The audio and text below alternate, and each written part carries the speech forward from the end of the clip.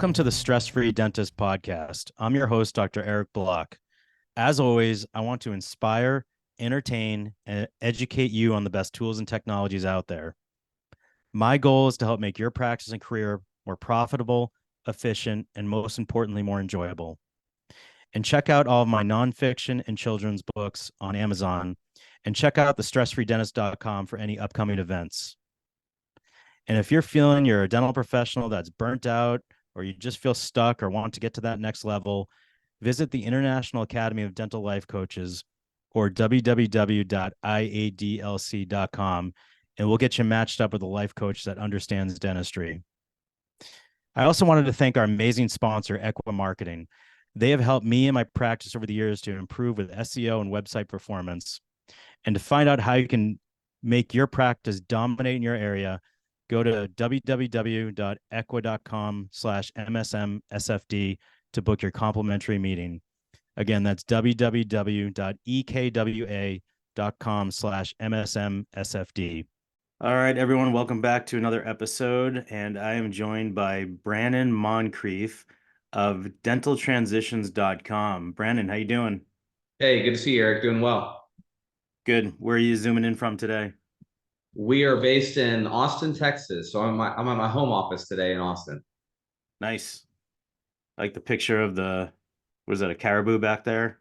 Yep, caribou. Yes, sir. Nice. Awesome. All right, let's get into, I want to hear all about how you help dentists with transitioning, and you have a lot of knowledge in the DSO world. First, just give me a little explanation on how you even got involved with dentistry and helping dentists. Yeah, absolutely. Straight out of college, I have a finance degree from Texas A&M University. And straight out of college, I was recruited by a finance company that specialized in lending money to dentists, and went to work there, started off as a loan underwriter and worked my way up to the director of business development. So I spent about a decade specializing in lending money to dentists all across the country to buy and start practices. And through that experience, got to know a lot of dental practice brokers, sell-side advisors, and eventually decided that I wanted to get out of banking and go into dental practice brokerage and sell-side advisory. So about 13 years ago, I purchased McLerran Associates and have focused, the past 13 years on providing sell-side advisory to dentists all across the country for both doctor-to-doctor, traditional practice sales, as well as DSO and private equity affiliations. Okay, and now what do you think is the most common reason why dentists are looking to sell their practices these days? Yeah, I think it's multifaceted, but obviously the burden of management, being a successful practice owner, that burden of management has grown exponentially over the past decade. There's a lot of, headwinds that dentistry is facing, downward pressure on pricing from PPO infiltration. You've got more competition than ever, especially with the emergence of DSOs. And then the staffing issue. The labor market's been an absolute mess coming out of COVID. So I think that's been obviously a huge stressor. So a lot of our younger clients, 40 to 50 years old that are 5 to 15 years into practice ownership, are taking their practices to market, looking to de-risk, take some chips off the table, and affiliate with a DSO that can provide some administrative support. And then obviously you've got, two other reasons that have always been there: economics, maximizing the value of your office, exiting at the top of the market. Valuations have peaked, post COVID, as well as exit strategy planning, whether that be retirement or, eventual geographic relocation. So a lot of different reasons that people choose to sell their business. And it's really personal. That story, that why varies from doctor to doctor. It could be someone that's, looking for that exit strategy. Maybe they're looking to, retire. And on the other flip side, it could be someone who's younger, not looking to retire, but just wants that administrative support and not have to deal with the, with what's going on with the labor market, and really get that support. Are you seeing, those reasons? Is that why so many dentists are choosing to affiliate with DSOs? I think, obviously the DSO demand is sky high right now. DSOs are soliciting large practice owners all over the country to try to port them and convince them to partner with them. So the demand's there.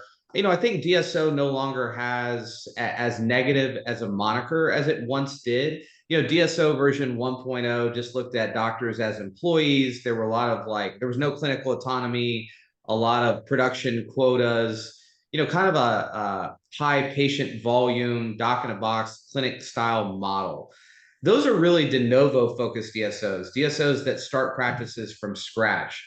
This new iteration of DSO that really came to the forefront with the start of Heartland and now hundreds of other DSOs that have followed in their footsteps. They're really focused on partnering with quality clinicians, quality practices, and supporting them behind the veil. They don't rebrand practices, they don't restaff practices.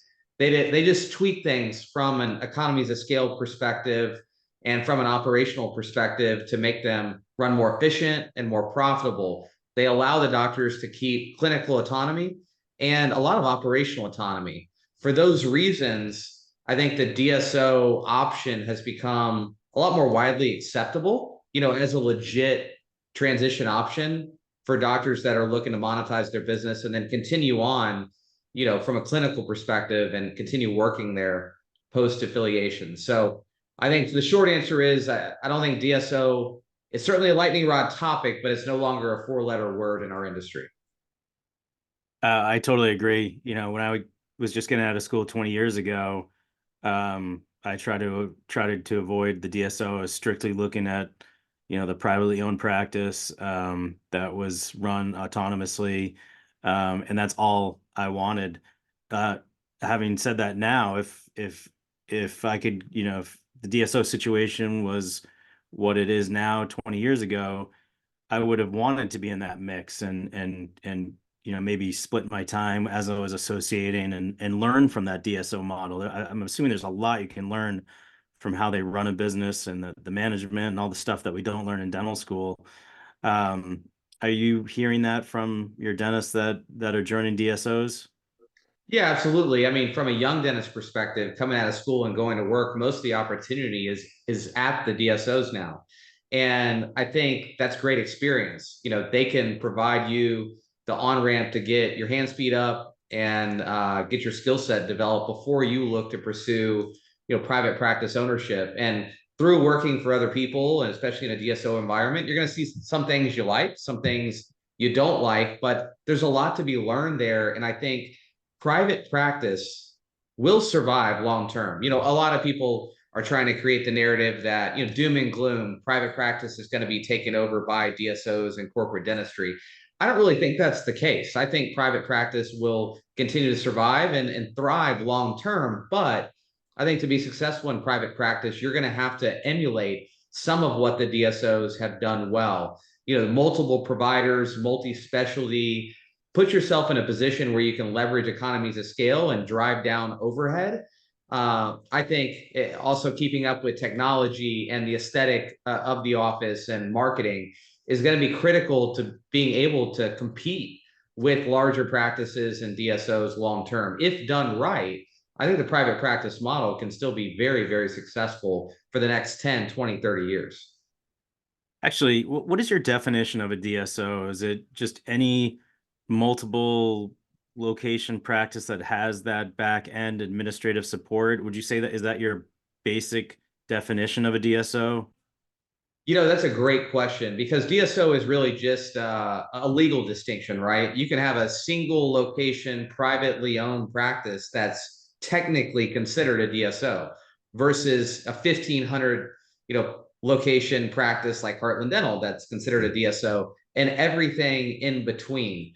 So is it a legal distinction or is it more of, regarding the descriptive qualities? I mean, typically we look at a DSO as I'd say 3 or more locations with some sort of centralized infrastructure.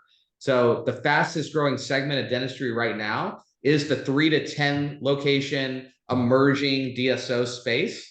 So it's really, you can define it a million different ways, but I would say in our office, the way we define a DSO, legally structured as a DSO. It can be private equity owned or privately funded, privately owned, but 3 or more locations with some sort of centralized infrastructure. I've heard that's the biggest jump, when you go from 1 to 2 practices, but then when you go from that 2 to 3, that's when you really need that help. Are you seeing that as well on your end? Yeah, absolutely. Where we start to get those phone calls from those entrepreneurial practice owners is right around the 3 to 4 location mark, because that's where a lot of dentists are going to kind of outkick their coverage from a managerial and operational perspective, and they're going to need help. That's an inflection point where you either have to onboard some operational help, whether that be some type of regional manager, C-level executive, however you want to phrase it, or you need to look to partner with a DSO that has already built that operational infrastructure, and you can utilize their infrastructure to continue to scale the business. So oftentimes when I'm talking to somebody that maybe owns a successful practice or two, and they're planning to start or acquire another practice or two, I'm going to mark on my calendar, call them in 6 months and see how things are going, see how their stress level, is going, because, you can't be 2 places at once. And if you're going to continue to scale your business and add additional locations and have associates doing the dentistry, you've got to operate the practice differently from an overhead perspective in order to create meaningful EBITDA, or else the juice isn't worth the squeeze. And that's definitely a different iteration of practice ownership, rather than the 1 to 2 location practice where you're the sole dentist producing all the dentistry and you're reaping the rewards, of your chairside collections, versus employing somebody else to do the dentistry and then having to manage overhead in a way that there's still some net profit for you after overhead and the dentist is paid. Now, what are you seeing out there? What kind of problems can, dentists have with DSOs? What's the, it's, in some situations it could be a great match, but what kind of problems are you seeing out there? I think if you're going to look to affiliate with a DSO, the first thing you've got to do, and the first thing we do with our clients, is define your why, right? We've got to understand what your pain points are. We've got to understand what your goals are, because that's going to depend on if we go to market and when we go to market and what type of buyer we're looking for. If your pain points are administrative, if you need operational help, then you need to make sure that you partner with a DSO that's actually got the infrastructure and the operational pedigree to help you, on a day-to-day. If it's purely economic, you're not going to be as concerned about the, operational support. For most of our clients, it's a balance of economics, autonomy, and support, right? So you've got to identify the why, your goals, and then that's going to depend, your goals are going to dictate how focused we are on those 3 aspects, right? Making sure that we maximize value and economics versus operational support, versus making sure that you've still got the autonomy that you want in the business, whether that's clinical or operational post-sale.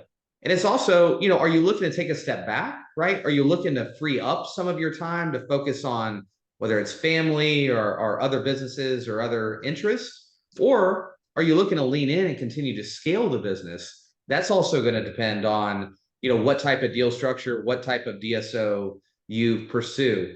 I would say the number one stressor that a lot of our clients are looking at, I just got off the phone with a client, who's looking to go to market, is staffing, is dealing with the labor market, dealing with the HR nightmares that a large practice owner, deals with from a much broader scale. It's an exponentially larger problem the larger your practice, right? DSOs don't have a magic bullet to solve that issue, but they do have more resources to bring to bear. So if they can help consistently recruit, train, and retain staff, they offer big company benefits. They might offer signing bonuses. There's things that they can do because they have a lot more resources and deeper pockets than you may be able to do as a private practice owner. But to think that you're going to affiliate with a DSO and that problem's going to 100% go away, the reality is you're the person that's there, on the ground in the office every day. You got a couple of staff members that don't show up or they're not getting along. You're still going to, in large part, be responsible for putting out those fires.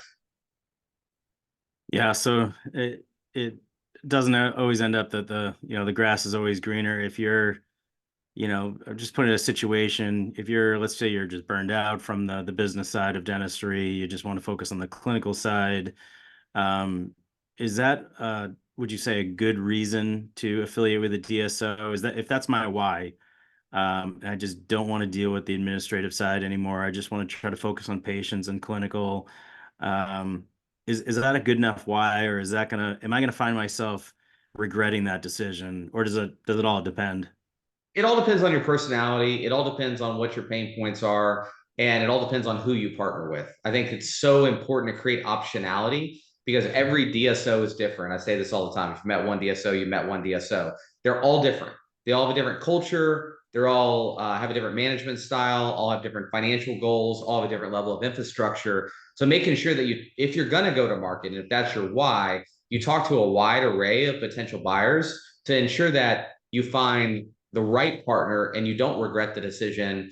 Because if you're going to give up majority ownership and control of your business, you got to make sure that you accomplish your goals in doing so, or otherwise that's a very expensive exchange and it's very difficult to unwind, post affiliation, almost impossible in most aspects. So that is a very common reason why our clients look to go to market, but that is the most sensitive reason that we're trying to solve for and making sure that we find them the right partner. For a lot of people, I think it's a combination of the stress of not only operating the business, but also the stress of the debt that they carry and they don't have a nest egg. So if we're talking about a large practice and you're able to unlock the value of that practice in large part, pay off your debt and put away a nest egg, that alone alleviates a lot of stress for a lot of people. And then the operational component is more secondary, if that makes sense. So I'm assuming you have a pretty in-depth consultation with the dentist to figure out their why. Are there some cases where you actually find out it's not a good reason for them, not a good fit for them, and they should stick to where they are? Absolutely. I would say we're convincing as many people to go to market as not to go to market Mhm. because we've got to unpack your goals, unpack your why. And in a lot of situations, a DSO affiliation is not going to be able to solve the issue that you're trying to solve. Or maybe now's not the right time.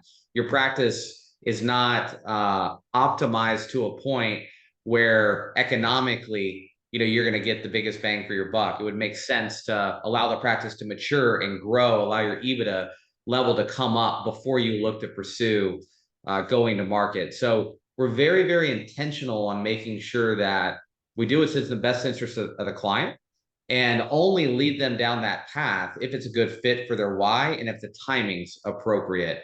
We're blessed to be busy, so we're in the position to give doctors completely objective guidance rather than just trying to convince them to go to market because we're trying to get to a commission as fast as we can.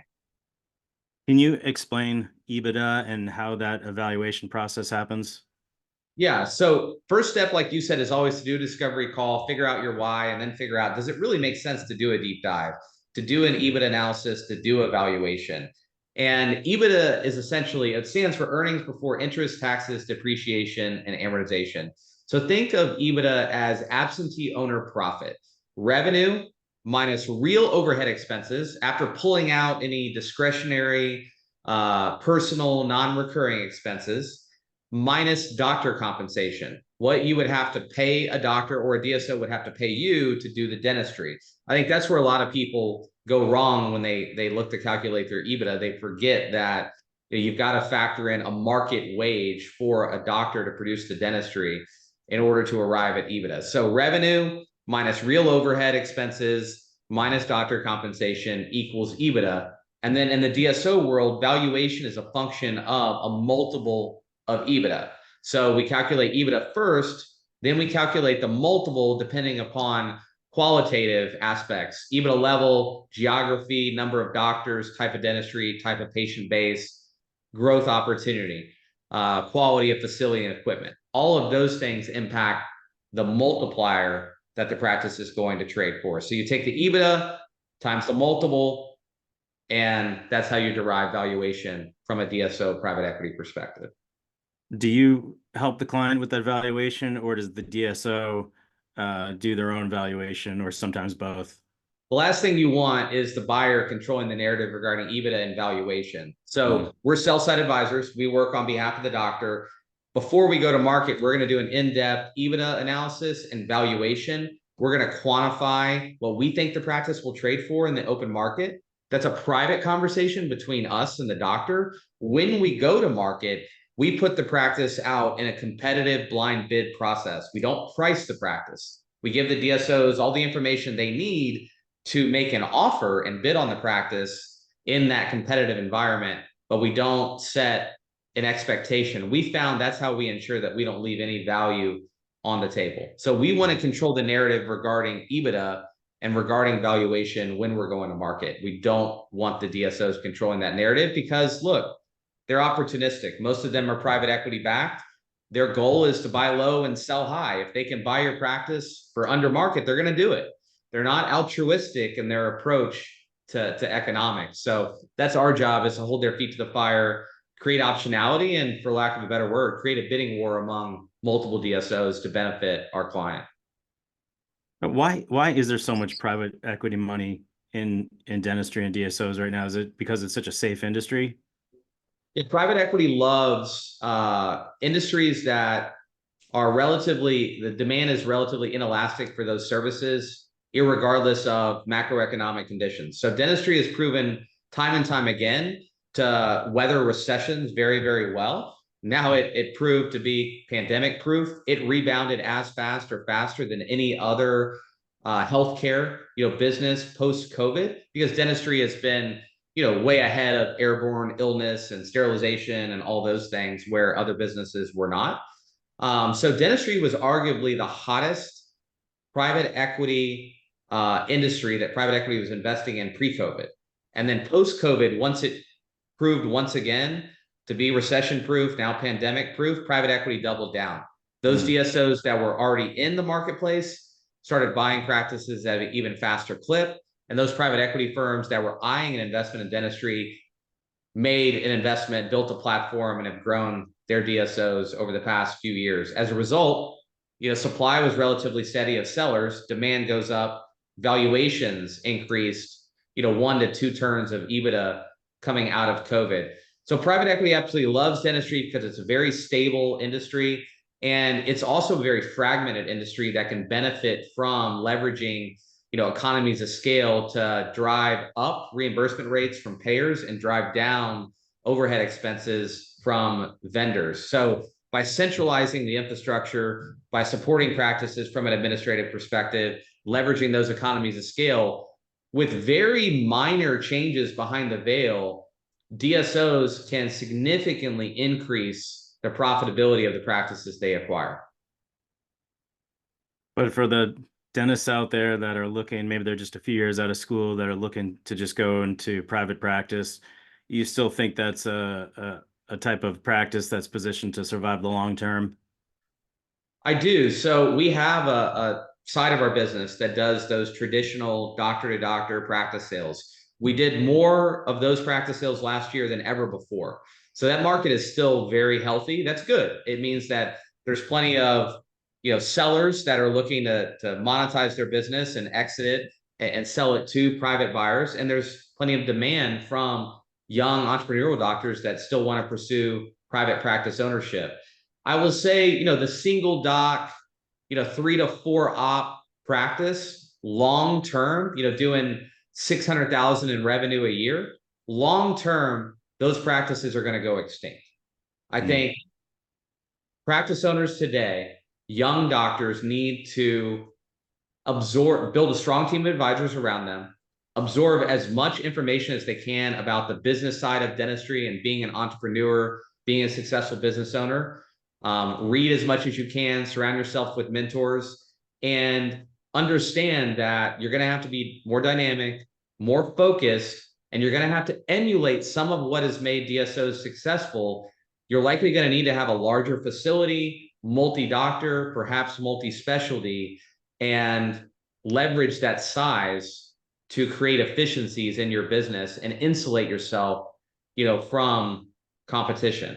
So I think you've either got to kind of emulate some of what DSOs are doing, or go the fee-for-service boutique route, focus on patients that want quality of care and choice of provider and are more focused on the experience, that value what you're bringing to the table rather than just going, wherever their insurance is going to cover their treatment.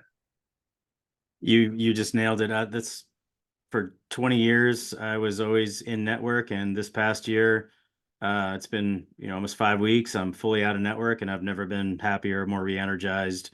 And we just keep focusing on telling the patients, you're gonna get the best quality of care here, and try to redirect that conversation away from insurance. And it's worked out. It's worked out great for me. We did it strategically, but to the dentists out there listening, you can do it. Have no fear. It's all about building those relationships, and keep telling the patients you can still come here. We still process their claims. We still do all the back end stuff for them, but it's all about the quality of care. Brannon, great stuff. Excellent episode. I want to end up with two final questions. Number one is, how do we find out more? How do we get a hold of you? And number two is, what advice would you give to a young dental professional out there? Easy to get a hold of me. Our website is dentaltransitions.com. Our company's McLerran Associates. You can reach me on my cell. That number is 512-660-8505.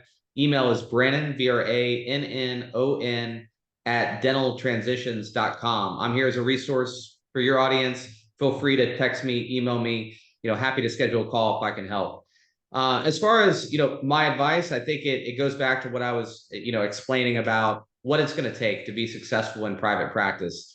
I would encourage young doctors that don't yet own a practice to aspire to own a practice. Private practice is still healthy, thriving, and will do so long term as long as you're focused and engaged in the business side of dentistry and understanding that obviously clinical quality of care matters. That always matters, but you've got to be more dynamic. You've got to be an entrepreneur. You've got to be a good leader in order to be successful as a private practice owner long term. And for those that own a practice, your story is awesome. Congratulations on going out of network. I think if I owned a practice, that's would be my goal, is to eventually gravitate towards being 100% fee for service and only seeing patients that find a lot of value in the quality of care and the experience that I'm providing. I have never had a client go out of network completely and regret that decision. You've got to do it strategically. You've got to do it at the right time. But more and more so, we're seeing our very successful, mature practice owners go that direction. And then finally, if you're going to take a hard look at going down the DSO or private equity path, you need to have a sell-side advisor. You need to have a great team of advisors, accountant, attorney, financial advisor. You need to make sure you create optionality and maximize your outcome. And I would say fit and deal structure is as important or more important than valuation. So don't get solely focused on the economics, because if you end up with the wrong DSO, the economics aren't going to matter. You're going to be miserable. So making sure that you get very educated before you look to have a conversation with potential buyers is critical. And that's really what our focus is to educate our clients before we ever look to get serious about affiliating or selling to a DSO or private equity. Oh man, great stuff. Brannon Moncrief, again, thank you so much for joining us. Thanks, Eric. Appreciate you having me. Thanks again for listening to the Stress Free Dentist podcast. And don't hesitate to get in touch with me at info@thestressfreedentist.com. And if you haven't already, please subscribe on your favorite platform and leave us a review. Until the next episode, I'm Dr. Eric Block, the Stress Free Dentist.